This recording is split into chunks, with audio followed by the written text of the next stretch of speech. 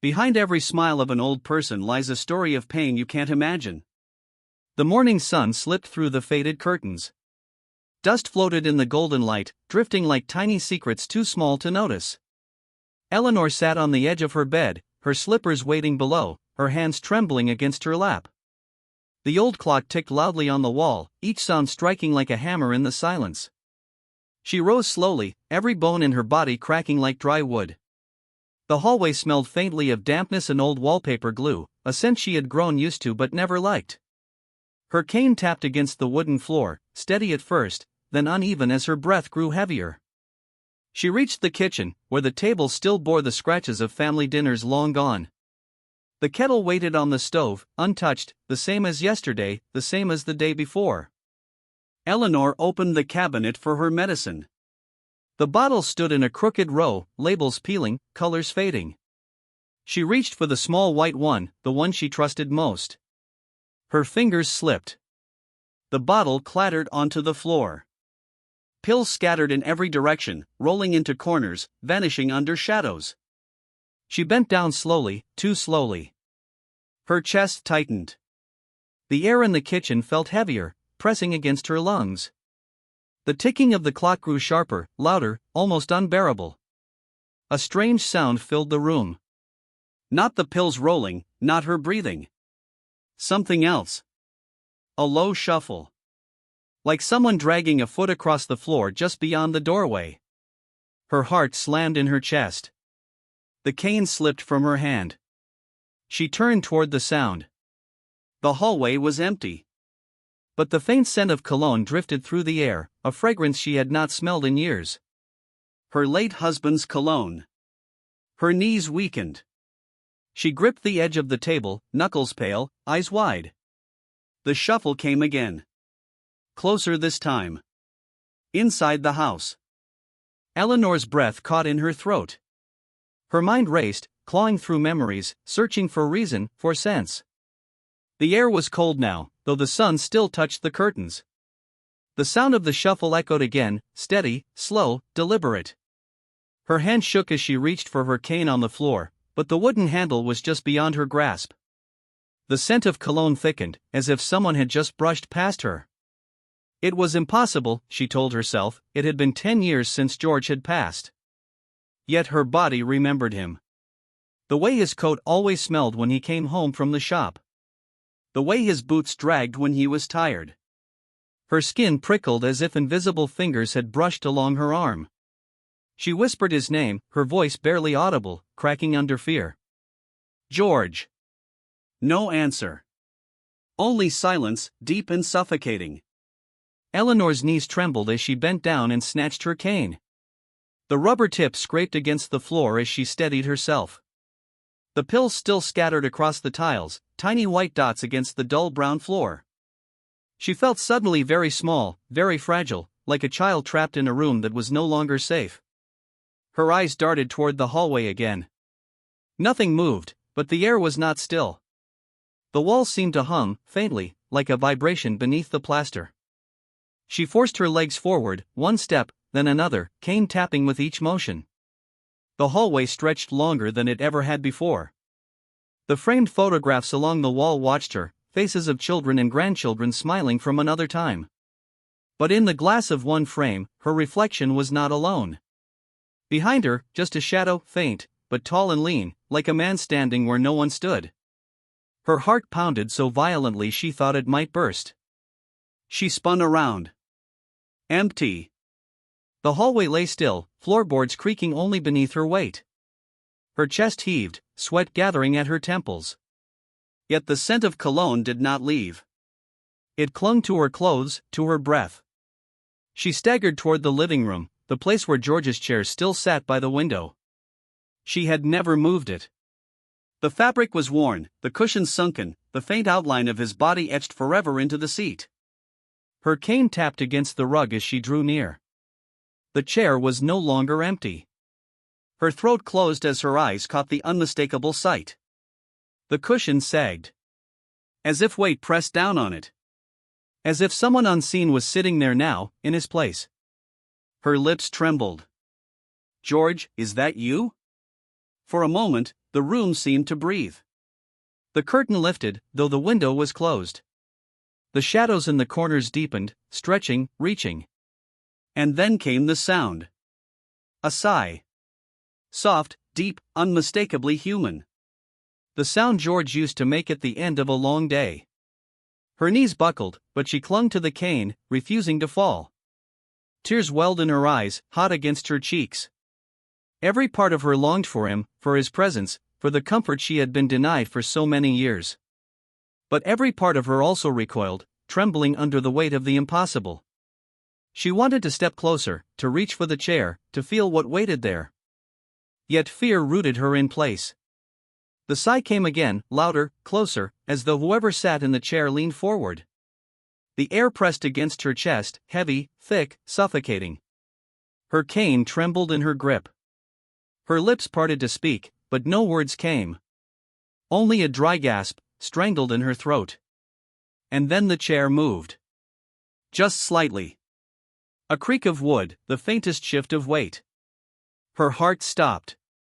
Her hand flew to her chest, clutching as if she could hold it steady. Her vision blurred, tears spilling faster now. The silence that followed was unbearable, a silence that seemed to mock her, to draw her deeper into its grip. The tick of the clock in the other room was gone. Even the birds outside had ceased their song. The world had narrowed to this moment, this room, this unseen presence. Her body shook with cold, though sweat soaked her nightgown. Every nerve screamed at her to leave, to run, but her legs were no longer her own. They felt carved from stone, heavy and rooted. The smell of cologne grew sharper, stronger, so close now it filled her nostrils, coating her throat. She could almost taste it. Her fingers twitched, desperate to touch, desperate to prove or deny the truth. And then, from the chair, came a whisper. So faint it might have been imagined. Her name. Eleanor. Her blood turned to ice. It was his voice. Not a memory, not a dream, but his voice as she had known it. Rough, gentle, filled with all the weight of years they had shared. She staggered backward, her cane catching on the rug. She nearly fell, but the wall caught her shoulder. Her breath came in gasps, shallow and sharp. Her eyes fixed on the chair, unblinking. Her ears strained for another word, another sound. But the whisper did not come again. The chair creaked once more, softer now, as if the weight had shifted. The cushion began to rise, slowly, as though something unseen had stood. Her mouth opened to scream, but no sound emerged. The air in the room turned colder still, her skin rising in gooseflesh. The faintest pressure brushed against her shoulder, gentle, familiar, unbearable. She spun around. The room was empty. Yet she felt him. Every part of her felt him. And in that moment, she understood something far more terrifying than the thought of ghosts. She was not alone in this house. Not anymore. And perhaps, she never had been. The cane nearly slipped from Eleanor's grip again, but she tightened her hand until her knuckles ached. The silence that followed pressed down on her ears, so heavy it roared like a storm with no wind. She could hear her own heartbeat, wild and desperate, echoing in her skull. The chair stood there, empty now, its cushion slowly rising back to its natural shape. But she felt it. The presence had not gone. It lingered, stronger than before, circling, watching. She dared not move, but she knew she could not stand frozen forever. Her legs wobbled as she pushed herself forward, each step drawn out, like wading through deep water. The hallway behind her yawned open, dark and endless. Every shadow seemed alive, stretching toward her. Her eyes darted left, right, desperate to catch something her mind already swore was there. The air shifted again. A faint breath brushed her ear, warm, unmistakably close. She flinched, spinning, cane raised like a weapon. Nothing. Only the emptiness of the hallway. Yet her skin burned where the breath had touched. Her knees trembled harder, threatening to give way. The photographs on the wall swayed slightly, as though an unseen hand had brushed past them. One frame tilted, the picture inside slipping sideways. It was the wedding photo. Her and George, young, smiling, his arm tight around her shoulders. The glass cracked with a faint pop, a thin line splitting across their faces. Her chest squeezed tight. The world blurred through the tears in her eyes. She stumbled forward, came thudding against the wood as she moved toward the front door. Her only thought now was escape. Outside. Light. Fresh air. Her trembling hand reached the lock, twisting it, fumbling with the chain.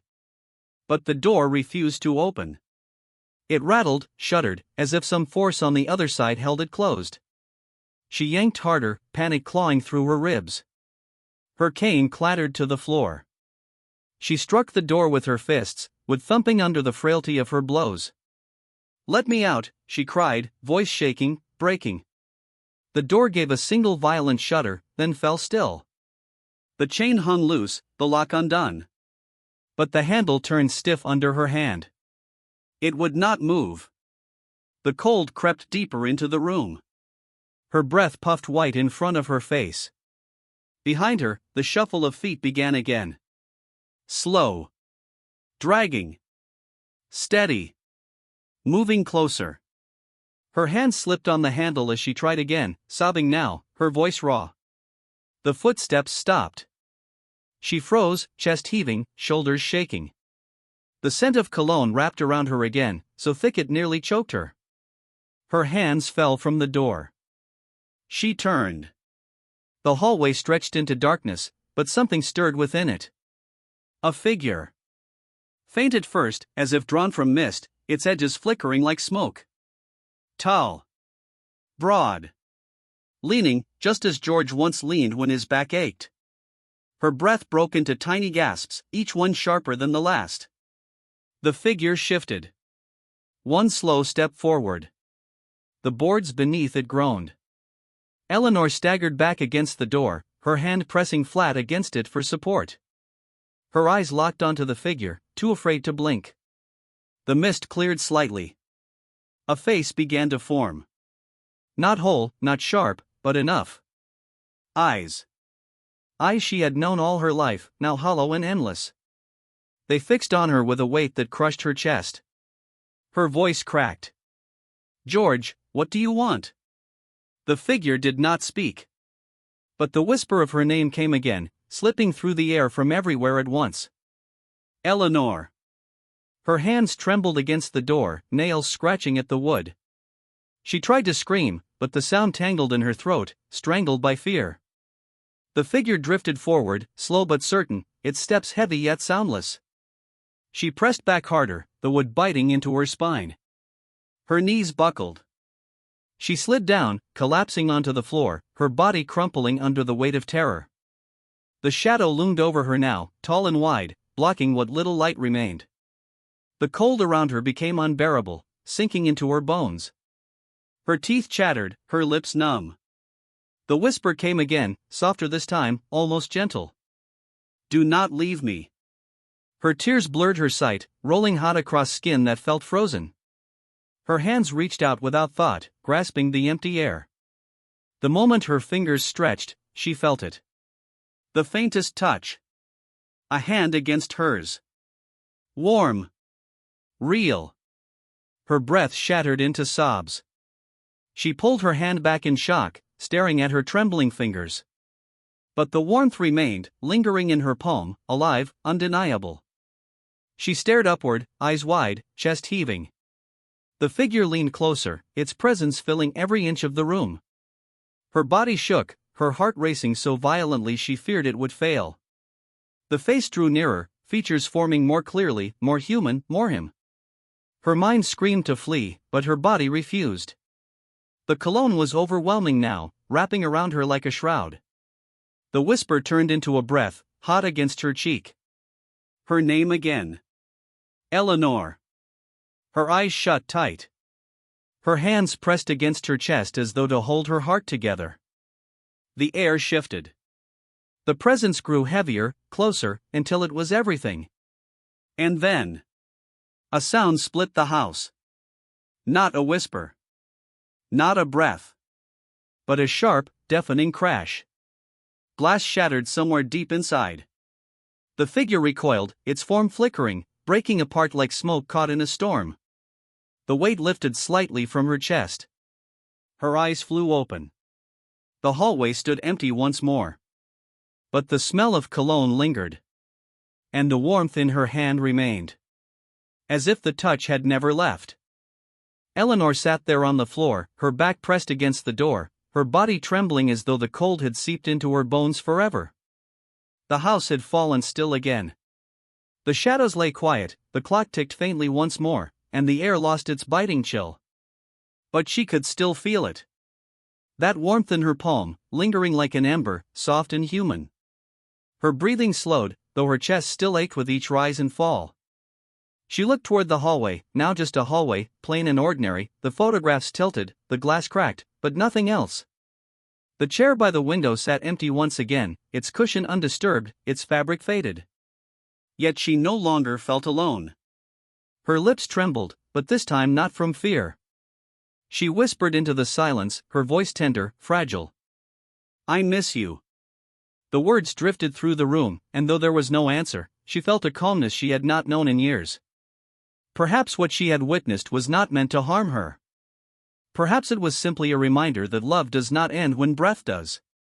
Her tears dried slowly on her cheeks, leaving her face lined but lighter.